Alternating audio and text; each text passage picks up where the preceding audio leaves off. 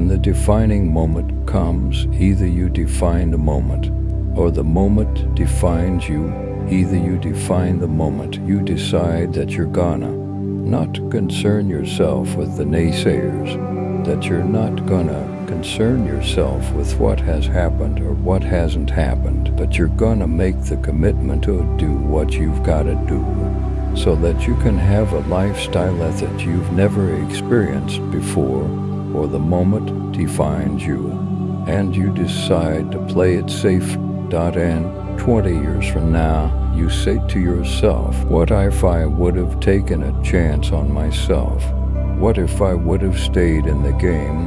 What if I would have kept making the phone calls?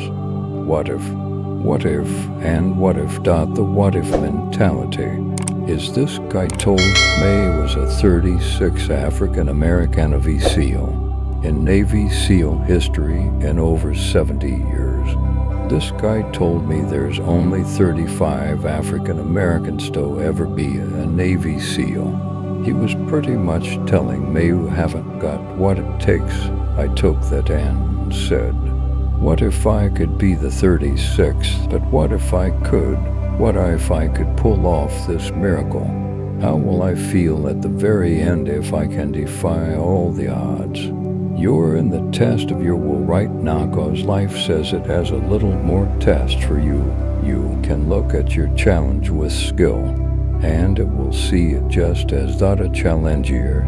You can look at your challenge with will. Those exceptional people are uncomfortable with the times and rise to the challenge because they refuse to allow the chaos around them to determine the conqueror within them. I've never met anybody who was terribly creative or gifted or strong in leadership will was also comfortable. You must be willing to extend yourself to the limit with no guarantee of success. Every day you must ask yourself, did I do enough? Prove to yourself to die every day that you can and will push harder than you wanted to, harder than you felt like pushing, past the point of fatigue, and far beyond the point of comfort, that outer edge. To the limits. And on those points, there will be no compromise. Not now. Not ever. Young people globally want to be like Elon Musk. What's your advice on that? I think that probably they shouldn't want to be.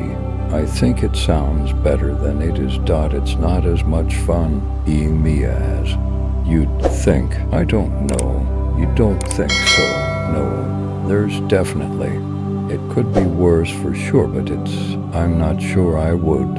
I'm not sure I want to be me. But if, I think advice, if you want to make progress in things, I think that the best analytical framework for understanding the future is physics.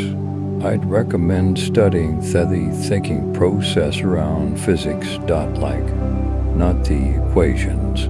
The equations, certainly, that are helpful, but the way of thinking in physics is the best framework for understanding things that are counterintuitive, and always taking the position that you are some degree wrong, and your goal is to be less wrong over time. I think one of the biggest mistakes people generally make, and I'm guilty of it too, is wishful thinking, like you want something to be true, even if it isn't true. And so you ignore the things that you ignore the real truth because of what you want to be true. This is a very difficult trap to avoid, and like I said, it's certainly one that I find myself in having problems. But if you just take that approach of you are always to some degree wrong and your goal is to be less wrong, and solicit critical feedback, particularly from friends, particularly friends. If somebody loves you, they want the best for you. They don't want to tell you the bad things. So you have to ask them, and say, really, I really do want to know. And then they'll tell you.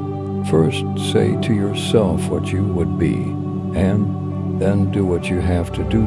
Assemble your life action, and be satisfied if each one achieves its goal. No one can keep that from happening action by action. If your soul be habitually in practice, you will plead and teach, listen and learn, investigate and meditate. What more is necessary?